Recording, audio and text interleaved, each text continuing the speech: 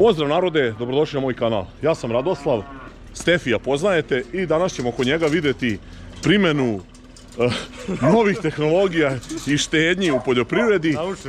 Tako je, on će pokušati da napravi improvizovani silos u kojem planira da čuva ječam, zato što ječam ranije se čuvao po nekim prikolicama i tako nekim šupama. Mučio se, video si na YouTube-u, gdje si video? Da, vidjeli smo na YouTube-u. Na YouTube-u je video kako ljudi naprave od armaturne žice za sat vremena naprave silos koji koliko ima nosivost? 18-19 tona ječma. Eto, 18-19 tona ječma, pa ćemo vam pokazati malo kako je to pravljeno i šta je na kraju zaključak. Uživajte. Inače, samo čuvanje žitarica, posebno što smo pričali, znači kukuruza i pšenice i evo u ovom slučaju ječma, jedan od najzahtevnijih i najskupljih problema, kako kažem, najteže rešivih problema, pošto da se naprave silos ili neko podno skladište zahteva ogromne pare, ogromne uloge. Stefan će naravno pokušati ovo da napravi, kako da kažem, s pomoć štapa i kanapa, a recimo ja moju robu čuvam tu na lokalnim silosima, plaćam mesečni lager 1% i onda krećem, pokušavam da prodam kad je najveća cena, međutim u ovo zadnje vreme se dešavalo da je bilo najbolje prodati odmah posle žetve, nisi imao nikakvih troškova, a i za vreme žetve je bila veća cena nego tokom godine, tako da je to, mislim, to je sve nenormalno, ali se to dešava. E sada ljudi kojima je potrebna hrana da imaju kod kuće za stoku, oni pokušavaju da nađu neka druga rešenja, koriste raznorazne šupe, tavane, džambo vreće, prikolice, kamionke, svašta rade, znači kojekakvi objekti i mehanizacije u kojoj čuvaju te žitarice. Tako da tu sad se traži neko jeftino, a efikasno rešenje, pa ćemo da vidimo kako će to ispasti ovo što Stefan planira, što će da uradi i da vidimo da li je to možda od nekih rešenja, posebno za ove male poljoprivrednike koji treba, šta ja znam, do 100 tona da sačuvaju robe. Kao što sam rekao, nalazimo se kod Stefija i jedan od glavnih problema u proizvodnji mleka i uopšte u stočarstvu je čuvanje i pravljenje hrane. Čuli ste u videu gdje smo pričali o mleku kako ima problema sa aflatoksinom i kad se uzima roba sa silosa također ima aflatoksina i bude mlekare prekinu odnošenje mleka. Sad ćemo čuti od Stefija kako je počeo ječam da primjenjuje više u ishrani krava i kako je zadovoljan s ovim što planira, kako misli da će izvesti ovo da napravi ovaj mini silos.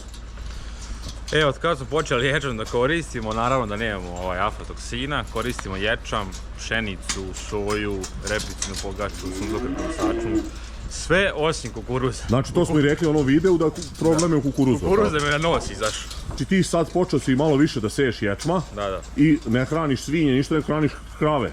Praviš im... Da, pravimo s kravama kod centrala, to normalno ječmo, rekao sam da će pšenici i sve čega. Stavljamo u miks prikolicu, to se muljamo sa raži, silažom, detelinom, repljim rezancem, treberom. Sve im to zbučkamo i dobiju ispred sebe i kažemo da jedu i nemamo to, opet ponavljam, aflatoksina. Dobro, i sad u najavi sam rekao, znači ti si ranije imao problema, čuvao si, morao si da stolaš i držao po prikolicama. Po tobanjama, ne znam, ti nismo čuvali, po tuđim šupama, prikolicama svuda. I sad smo odlučili, gledali smo YouTube, nije to ništa novo. Kako ljudi to napravi, jednostavno, od dvije armaturne mreže, spoje i naprave, stavio iznutra mrežu od komarca, za komarca, tako nešto, fasadnu mrežu, sve jedno. Fasadnu žicu onu, jel? Da, fasadnu žicu, sve jedno. I obloži s tim i tu može stane od dvije mreže, da kažeš, oko 18 tona, 18 tona ječma. Super, da. I dole smo stavili kamen, malo da izdignemo teren i preko kamena kondor. Čisto da ne vuče vlagu. Znači misliš da ispuštaš taj ječam, ćeš da staviš na sredinu neku cev, kako ćeš? Da, stavit ćemo, isjećemo parče žice u kojoj može spirala. A na kraju ono što ostane neki deo, to lopatanje, jel? Lopati sistem. Ali dobro, opet... Tonu i po. Tonu i po, za lopatu, ja mislim da će ostati. Ali uglavnom misliš da ćeš time uštedeti i prostora i vremena i da će imati taj stalno sveži ječam? Jest, tako je i treba da se stavi krov, da pokrijemo sa limom, to bi bilo najjednostavnije, najjeftinije, što je najvažnije, ne košta ništa, ne košta mnogo i to mislim će biti efikasno. Odlično, ajde sad ćemo da vidimo sve šta je tu rađeno i kako će se ovo pokušati da se naspe. Tu verovatno najveći problem će biti sipanje, to će se pokušati pužem, onim elevatorom i vidjet ćete kako je to odrađeno. Mi se ovaj udaljio tu. A, ovo je merdevina, ovo je dobar sistem. To smo jako vređa napravili. Boga mi vidi.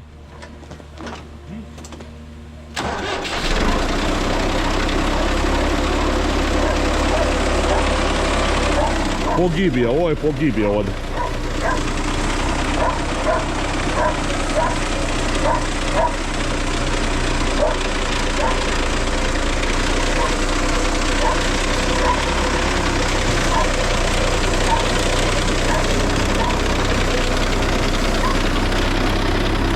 Malo da sve poruši.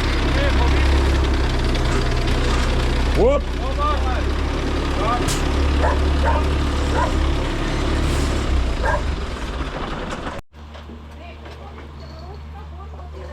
Ne možeš tako ste. Kako? Ne brini ništa, ceco. Mora ovako, digni, možda drži. Evo to. Pa, ovako. Pomeri noge samo.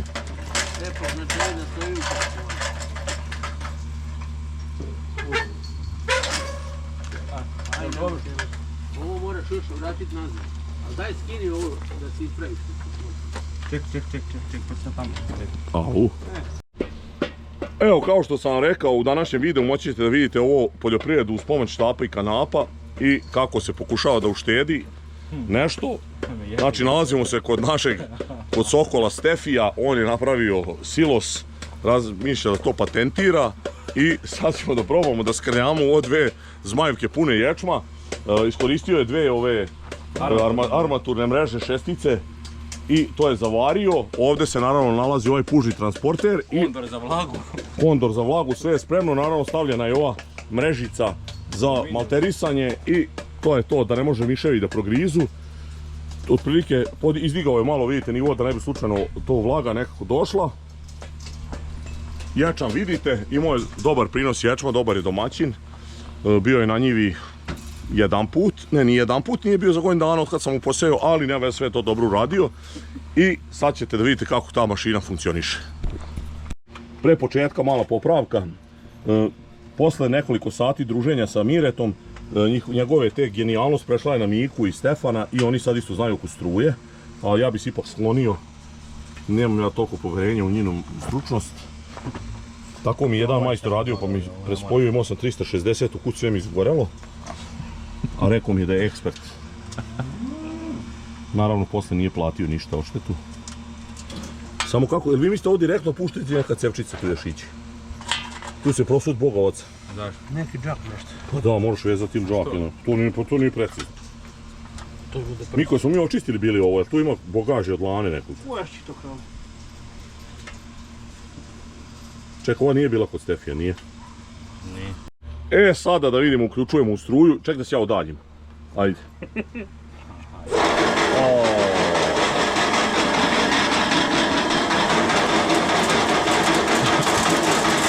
Ima bogaži, ja. I tako.